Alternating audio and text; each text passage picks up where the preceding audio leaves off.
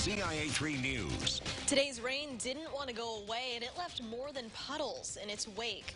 Plus, a body found in a tanker has been identified. Now the victim's parents want to know what happened. And there's a new interim superintendent for one school district who's taking up the mantle. You're watching your local news leader. This is WCIA3 News at 10. Once we get the flooding issues, addressed, it'll be one less headache, But that headache wasn't going anywhere today after heavy rain caused flooding throughout streets and neighborhoods. Good evening, I'm Jessica Coons. That heavy rain poured in parts of central Illinois today, making some roads almost impassable in Champaign. WCIA3's Bryce Beeman joins us. Bryce, you spoke with someone who says their road by their home was completely flooded. I spoke with a Champaign County board member who says her Garden Hills neighborhood constantly floods. Take a look at some of the pictures she sent us. You can see the flooding, but that's not the only place it flooded. A family had to be rescued from their car near the intersection of Prospect and Bradley Avenues. Samantha Carter says while today's rain was heavy, Garden Hills was flooding like this almost every time it rains. It is definitely a big headache, and it's an inconvenience. Every time the clouds gather, it's going to be an issue out here when it rains. There is a project plan that would help with flooding at Garden Hills. The Champaign County Board hopes to partner with the city of Champaign to push the project forward to a Phase 2 start date of 2030. Jess. All right, Bryce, thank you so much. Kevin, a lot of rain today. In parts of central Illinois, some places didn't get anything. It really, depending upon where you were, it was feast or famine. And we can show you that when we look at our Storm Tracker Doppler. I'm going to zoom in and we're going to take you back. This is the radar view at 2:33 p.m. Look at this right over Champaign, but kind of the north side of town. And we can zoom in even more. We'll plot on here some of the rainfall amounts. And you're talking 2.5 inches on the north side of town. But on the south side of town, nothing, and that was the difference out there. But even in kind of downtown Champaign, that's a picture from Randolph and Church Street. This is just down the street from the TV station. That's a lot of water there. Other pictures, look at some of these cars that were stranded across Champaign. We always try to tell people, hey, don't drive through flooded roadways. You just never know what's underneath that road if a manhole cover is popped off or something like that. But lots of cars out there dealing with that. And we may be dealing with more rain again as we head into the day tomorrow. But some areas, again, in the matter of 90 minutes, 2 inches of rain, and you went 5-6 miles south of that, big goose egg. You got nothing. Nothing. Yeah. All right. We'll see about tomorrow's rain. Could have more storms. We'll talk more about that in the forecast coming up. All right, Kevin, thanks so much. We'll see you then. We're following up now to the body found in a gas tanker in Buckley. We now know the victim's name. The coroner says his name is Garrett Meyer. The 29-year-old is from Nashville in southern Illinois. Two truck drivers found his body after their tanker wasn't working correctly. His parents in Nashville, Illinois, say they thought Meyer had gone on a road trip. He had been missing for about 10 days. They say they're determined to find answers. Part of my heart's going to be gone, It may be a total different me. I don't know. I hope I can stay strong. They say Meyer did not drive a gasoline truck. The coroner says authorities are following several good leads. We have an update to a shots fired investigation from last night. Urbana police say 2 people were shot at, and they believe both were targeted.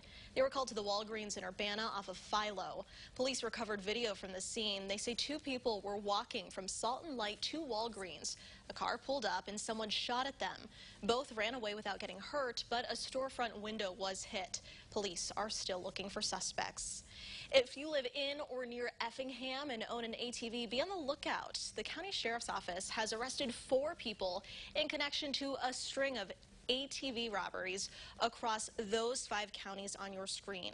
The sheriff says they've been seeing more reports of missing ATVs since the start of last month. So far, 13 of 18 stolen ATVs have been recovered, but they believe more are still missing, and they believe more suspects are involved with the robberies. All of the owners of those vehicles have been contacted by the police. So if you see this broadcast and you're wondering if your ATV has been recovered or your motorcycle, we've already notified those people. But this case is still active. He says to make sure your vehicle hasn't been stolen and to lock your stuff away overnight. A Jacksonville man was arrested after the fire chief says he stole their fire truck. 30-year-old Corey Fisher was taken into custody Sunday.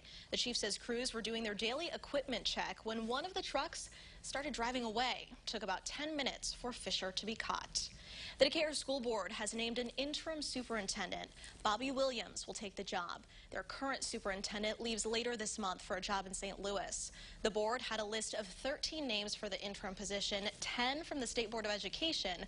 They voted 6-1 earlier tonight for Williams. Williams is retired from the district. She worked as a teacher and administrator there.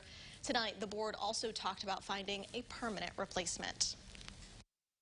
And we will do what, as you will hear in a moment, an inclusive, engaging process to what the community's needs are, what your needs are, to bring you a slate who is the right fit, the perfect fit to take care of the most important people in education today. We told you yesterday one group was not happy with the board's decision. They wanted the assistant superintendent, Jeff Days, to be put in that interim position. That story is on WCIA.com right now. Friends, family, and colleagues are remembering an active member of the Champaign-Urbana community. Former Parkland College trustee Jonathan Westfield died over the weekend. Westfield had previously served as a Champaign police officer and a school resource officer, coordinator of the Youth Assessment Center, and Champaign School Board member. One of his longtime friends says Westfield loved his community. John was very smart, you know, and he had beliefs and values. I mean, he was, if I'm not mistaken, he was on Champaign School Board too, right? And so he had beliefs and values, and he felt the best way to resonate that was to be in position. If you're going to say, if you're going to be critical, then put yourself in a position to do something about it. And so he was about that work, you know, and so he did that. He said beside community, Westfield was also very passionate about music, and he used that to build programs for kids at the Youth Assessment Center. Looking at the latest COVID-19 numbers in Illinois, 365 new cases were announced. Another 11 people have died. Positivity rate is now down to 1.3%. 44% of Illinois is fully vaccinated. For adults, that number is 51%. More than 44,000 people got a dose of the vaccine yesterday. There won't be fireworks in Decatur next month. The Park District's 4th of July display has been canceled. They say their longtime fireworks provider pulled out because of a lack of crew members. That show was supposed to be held at Nelson Park over the lake. There is some good news about the Champaign County Freedom Celebration, though. Those fireworks are scheduled to happen on July 4th near State Farm Center, but there will not be a 5K or parade. One restaurant is playing the name game, and they're hoping you can help. Plus, Tuscola hasn't lost a game yet, and they hoped that continued tonight. No rain there. No. In that video. Yeah. Dry. And again, it was amazing. That line of storms came through, dropped the rain, and actually fizzled out, went to nothing about an hour after that. So it's kind of the nature of these kind of summertime. And yes, I'm saying summertime, even though we're officially still in spring for a few more weeks here. But that's what we've got going for us. Flooring America, camera over Springfield. Beautiful shot out there tonight. Let's recap today. 86 degrees. The high running above normal. More of that is on the way, along with more in the way of rain. We'll talk about whether or not we'll see storms like we had today coming up.